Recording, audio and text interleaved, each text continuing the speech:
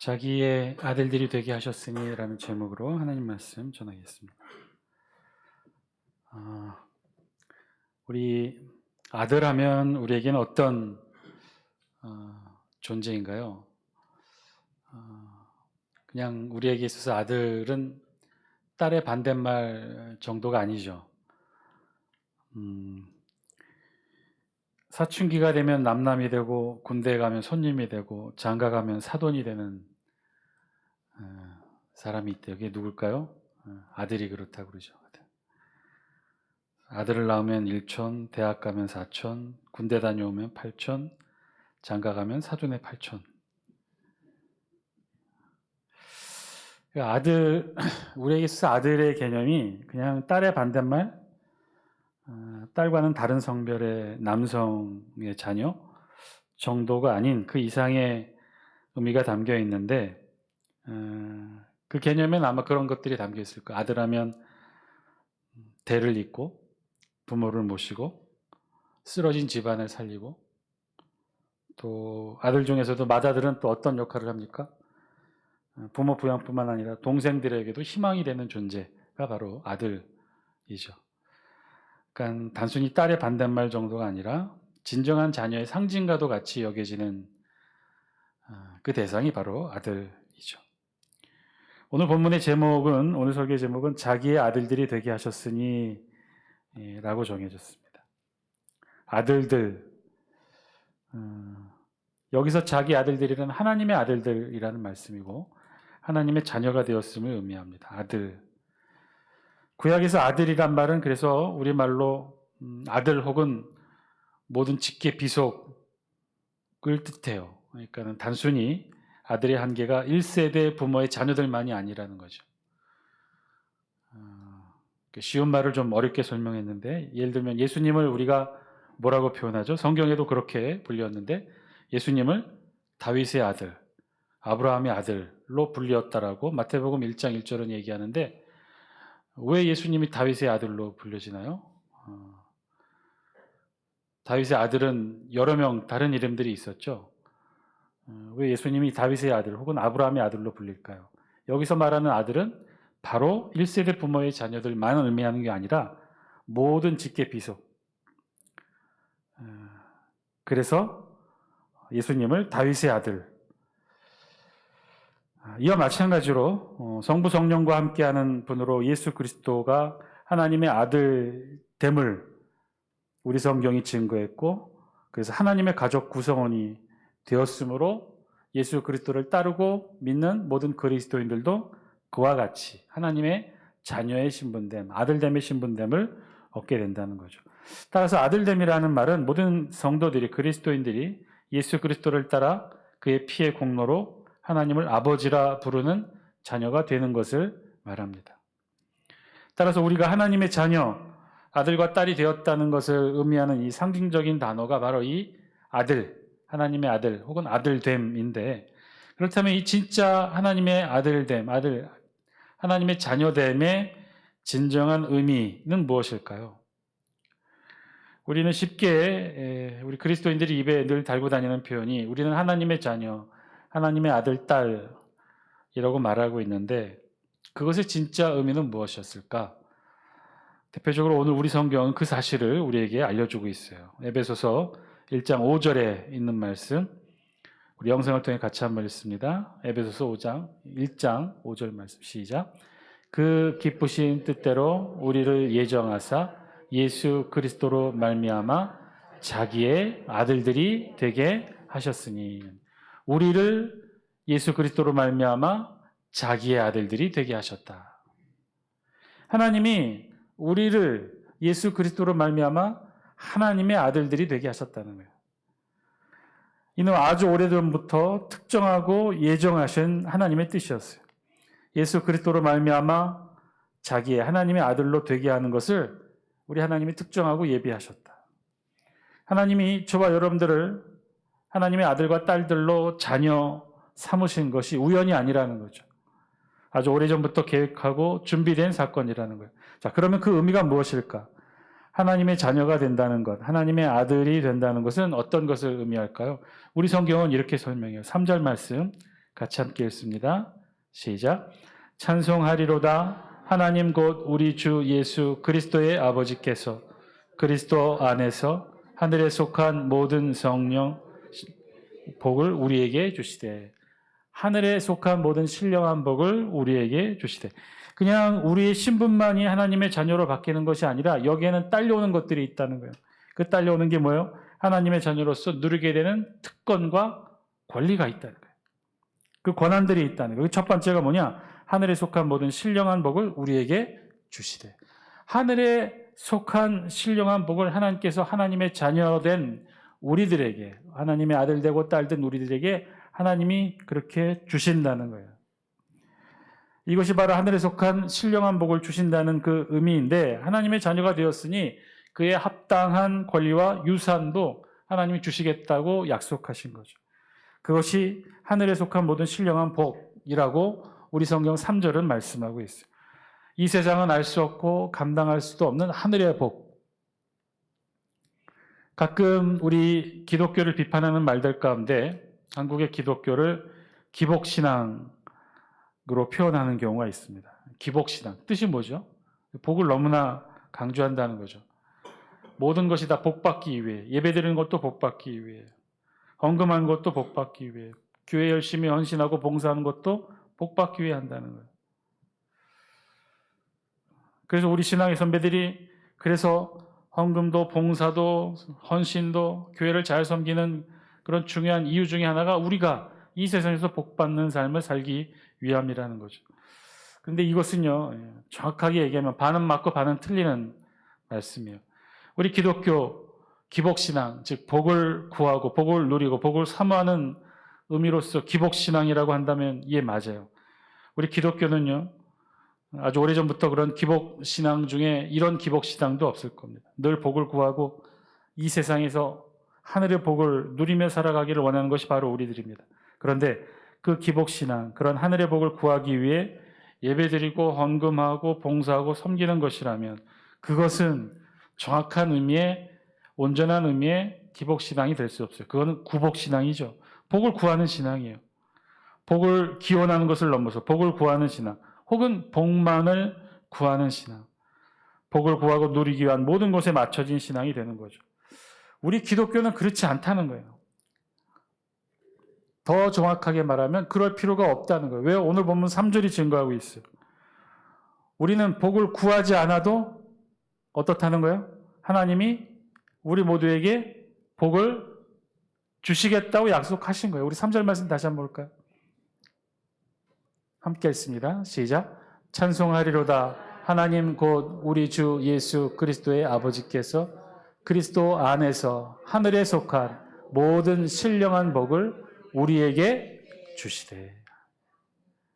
이미 하나님께서 우리에게 복을 주시기로 약속하셨다는 것. 그 약속의 근거가 뭐예요? 우리가 누가 되었기 때문에? 하나님의 자녀가 되었기 때문에. 하나님의 자녀로서 마땅히 누려야 될 특권, 하늘의 신령한 복을 하나님이 이미 우리에게 주셨다는 거예요. 그러니까 하나님의 아들과 딸들이 반드시 당연히 마땅히 누려야 될 그 몫의 복을, 하늘의 복을 하나님이 이미 준비해 주셨고 예배해 주셨고 그것을 이미 우리에게 주셨다는 거예요. 그러니 우리가 구차하게 그 복을 또 구하고 빌고 바라고 그 복만을 위해 살아갈 필요가 없다는 거예요. 왜? 우리가 하나님의 자녀가 된 이상 하나님이 우리에게 그런 복을 이미 허락해 주셨다는 거죠. 그리고 그것을 마음껏 누릴 수 있도록 주시겠다는 거예요. 그렇게 약속하신 것이 3절에 있는 말씀이에요. 아버지께서 그리스도 안에서 하늘에 속한 모든 신령한 복을 우리에게 주시되. 아버지께서 이미 주셨다는 거죠. 두 번째, 이 하나님의 자녀가 됐다고 하는 이 의미는 하나님께서 우리에게 하늘의 신령한 복을 주셨을 뿐만 아니라 두 번째 의미는 4절 말씀. 4절 같이 함께 읽습니다. 시작. 곧 창세전에 그리스도 안에서 우리를 택하사 우리로 사랑 안에서 그 앞에 거룩하고 흠이 없게 하시려고. 하나님이 우리를 선택하셨다는 거예요. 그것도 언제 선택하셨다는 거예요? 창세전에. 놀라운 하나님의 구원에 대한 예정하심을 기록하고 있어요. 하나님이 저와 여러분들을 선택하셔서 하나님의 아들로 딸들로 하나님의 자녀로 이 자리에 오늘 이 시간 2024년도 첫 수요 기도에 이렇게 예배를 드리고 하늘의 복을 누릴 수 있게 하신 것이 우연이 아니라는 거예요. 내가 우연히 오늘 시간이 돼서 이 자리에 나온 것도 아니고, 내가 오늘 우연히 이곳에 앉아서 예배를 드린 것도 아니라는 거예요. 이 모든 것들이 다 어떻게 되어 있다는 거예요? 예정되어 있는데 언제부터 예정되어 있다는 거예요? 창세 전부터. 저와 여러분들이 하나님의 자녀가 되어 이곳에서 예수 그리스도께서 몸으로 여신 신령한 예배 장소에 나와 예배를 드릴 수 있고 하늘의 신령한 복을 누리게 한 것은 이미 창세 전에 하나님이 예배해 두신 그런 사건이라는 거예요. 여러분이 이제 그런 자리에 지금 앉아 계신 거예요. 결코 우연이 아닙니다. 아주 오래전부터 예정되고 계획되고 준비된 자리. 2024년도 첫 번째 수요 기도의 자리. 따라서 이 자리에 함께 하신 여러분 모두 오늘 특별히 허락하신 하늘의 신령한 여러분들을 위한 복, 여러분들 마음껏 누리시기 주의 이름으로 간절히 축원드립니다. 결코 우연이 아니고 필연이라는 거예요. 예정되어 있고 하나님의 치밀하신 계획이었다. 자, 그러면 그렇게 치밀하고 주도 면밀하게 하나님의 계획에 의해 우리가 이렇게 하나님의 준비하심에 있는 목적은 무엇인가? 이 4절 후반부에 있는 말씀이 그 사실을 알려줘요. 왜 우리를 자녀 삼아 주셨고 창세전부터 우리를 왜 계획하셔서 이곳에서 예배를 통해 하늘의 신령한 복을 누리게 하셨는지, 그 이유가 뭐예요? 우리 4절 다시 한번 같이 한번 읽습니다. 시작. 곧 창세전에 그리스도 안에서 우리를 택하사 우리로 사랑 안에서 그 앞에 거룩하고 흠이 없게 하시려고. 하나님의 자녀됨의 의미의 두 번째 의미가 여기 있는 거죠. 우리를 거룩하고 흠이 없게 하시게 하기 위해. 그래서 창세전부터 저와 여러분들을 선택하시고 하나님의 아들과 딸로 삼아주시고 하나님의 아들, 딸이 마땅히 누려야 될 하늘의 신령한 복을 누리게 하신 이유, 그 이유가 저와 여러분 모두 거룩하고 흠이 없게 하시려고 하나님이 그렇게 저와 여러분들을 선택하셨다는 거예요.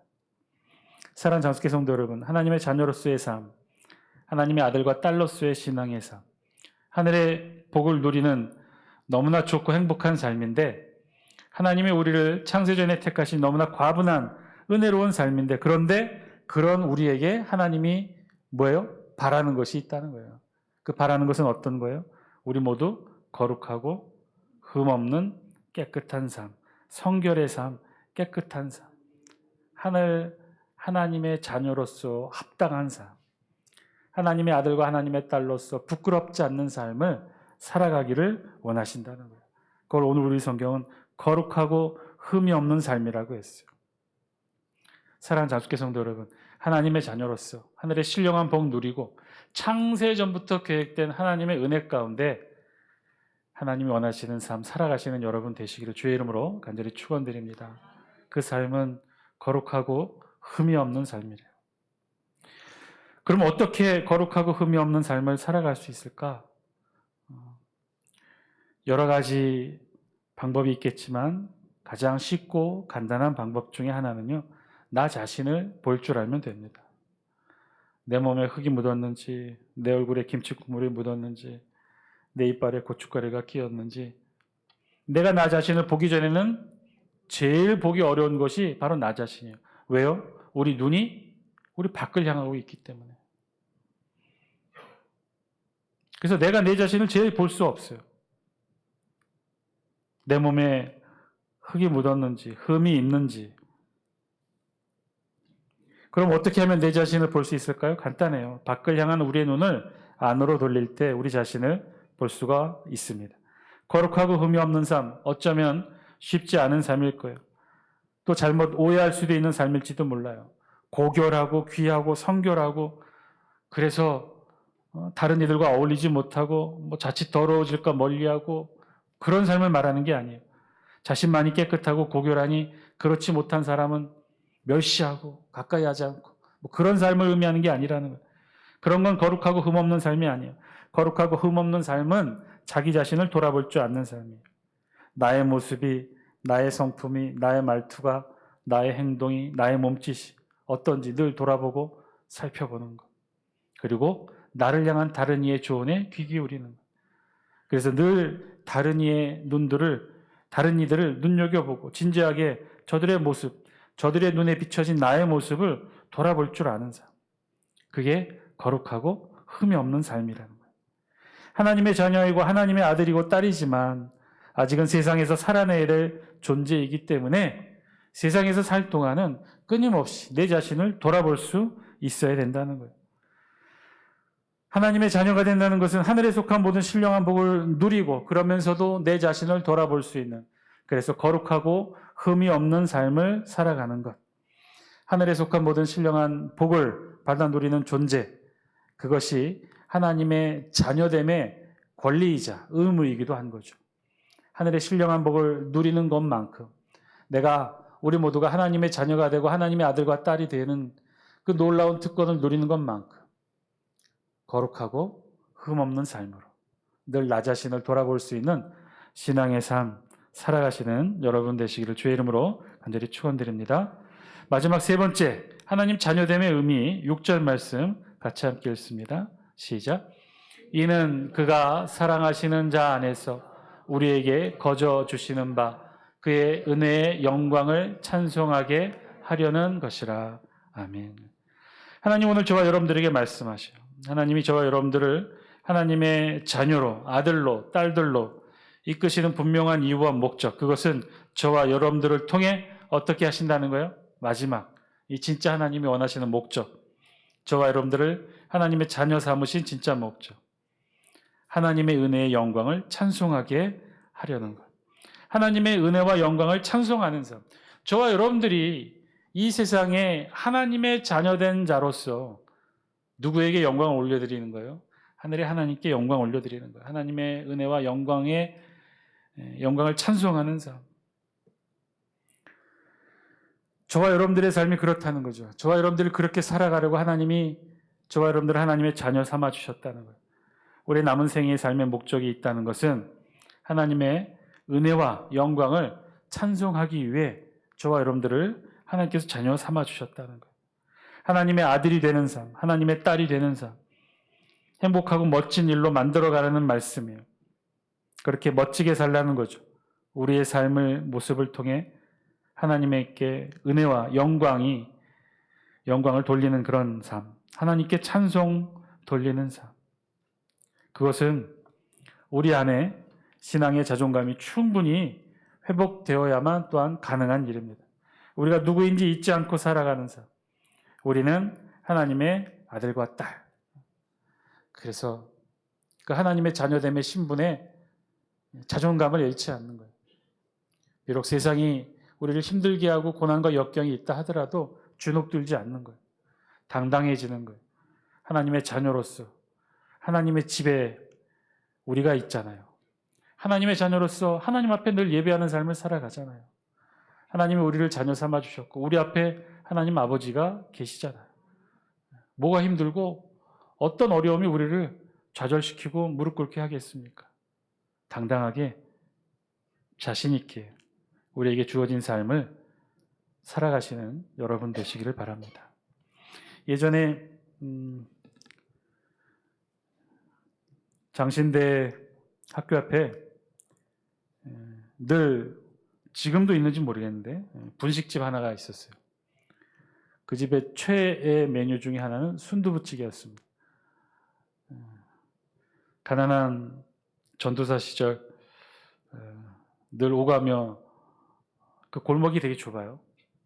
왼쪽에 서점이 있고 오른쪽에 그 순두부 분식점이 있는데 거길 지나갈 때면 늘 순두부찌개 냄새가 우리 가난한 신학생들을 유혹했는데 한 달에 한두 번은 사례비를 받는 날이면 이제 당당하게 어깨 피고 들어가는 거죠. 들어가서 순두부찌개를 시켜 먹던 기억이 납니다.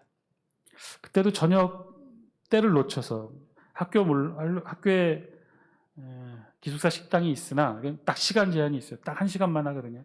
조금이라도 늦게 들어오면 먹을 수가 없는데 늦게 들어온 날 그래서 주머니를 탈탈 털어서 순두부찌개를 하나 시켜놓고 그 가게에서 혼자서 늦은 저녁을 만나게 먹고 있는데 바로 앞에 테이블에 그 분식집에 손자가 있었어요.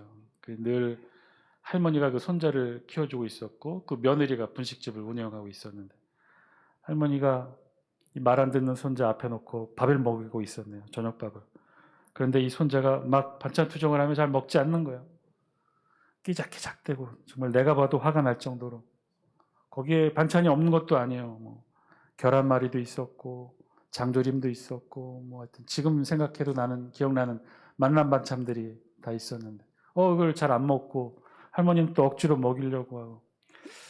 그런데 그 옆에 누가 앉아 있었냐면 그 분식집이 주인집이고 그 주인집에 셋집 사는 곧또래 손자 또래 아이가 남자아이가 같이 밥을 먹고 있었어요. 아마도 부모님이 둘 다 맞벌이 하니까 이 주인집 분식집 할머니가 같이 봐주고 저녁을 먹이고 있었던 모양이에요. 그 주인집 손자가 막 할머니한테 혼나고 있으니까 그 옆집 꼬마가 밥을 먹다가 말고 갑자기 물을 밥에 붓더니 막 밥을 열심히 먹는 거예요. 그러면 옆에 있던 할머니한테 그렇게 말해요. 할머니, 저는 반찬 없어도 잘 먹어요. 그 모습을 보는데 어찌나 내가 화가 나고 또 눈물이 나는지. 그 옆집 꼬마가 정말 반찬 없어도 맹물에 맨밥에 물 마른 밥이 맛있어서 막 먹은 걸까요? 그 옆집 꼬마도 만약에 주인집 할머니의 친손자였다면 똑같이 반찬 투정하고 있었겠죠. 나를 사랑해주는 할머니와 엄마 앞이라면 이 꼬마도 똑같이 투정하고 그랬겠어요. 투정도 부리고 엄살도 부리고 때로는 안 먹는 신용도 하고 어리광도 피우고. 아들로서 손자로서 당당한 자신의 정체성을 갖고 있다면 충분히 사랑받고 보호받고 아낌받고 인정받고 있다면 다른 사람들이 보아주기를 바라며 목에 넘어가지도 않는 물 마른 밥, 맛없는 밥을 풍덩풍덩 먹고 있지는 않겠죠. 사랑하는 장숙기 성도 여러분, 저와 여러분 모두는 하나님의 사랑을 받는 하나님의 자녀들인 줄 믿습니다. 우리가 앉은 바로 이 자리, 옆집이 아니라 우리 집인 거죠. 내 집입니다. 우리가 가장 소중히 여기고 사랑하고 또 우리를 너무나 사랑하시는, 그래서 우리 모두를 하나님의 자녀 삼아주시고 창세 전부터 예정되어 있는 하늘의 신령한 복을 허락해 주시고, 그래서 우리 모두가 거룩하고 흠이 없는, 부끄럼 없는 하나님의 자녀로 이 세상 살아가기를 원하시는 그 하나님이 바로 아버지로 계신 바로 이곳에 저와 여러분들은 하나님의 자녀인 줄 믿습니다. 우리 앞에 계신 분이 우리의 아버지이시고 그 아버지가 우리를 지금도 사랑하시는 줄 믿습니다. 우리의 신앙의 자존감이 다치지 않고 상하지 않도록 늘 말씀 앞에서 예배 드릴 때마다 이 자리에 모여서 함께 예배 드리고 기도하고 찬양하고 말씀 들을 때마다 우리의 신앙의 자존감이 회복되고 하나님 앞에 온전하고 당당한 모습으로 흠없고 순결한 신앙의 삶 살아가시는, 그렇게 살아가는 저와 여러분 다 되시기를 주의 이름으로 간절히 축원드립니다. 함께 기도드리겠습니다.